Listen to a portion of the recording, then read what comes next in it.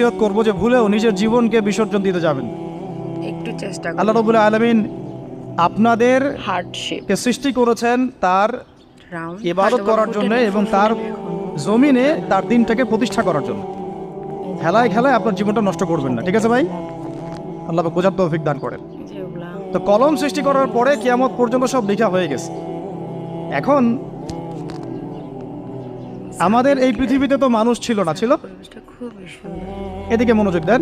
এত ভালো লাগে ওনার এই পৃথিবীতে কি আগে মানুষ ছিল? ইচ্ছা করে ছাদেই বসে থেকে এই পৃথিবীতে আগে কি ছিল তাহলে বলেন? হ্যাঁ, মাশাআল্লাহ। এই পৃথিবীতে আগে কি ছিল? এখন ওরা নাই?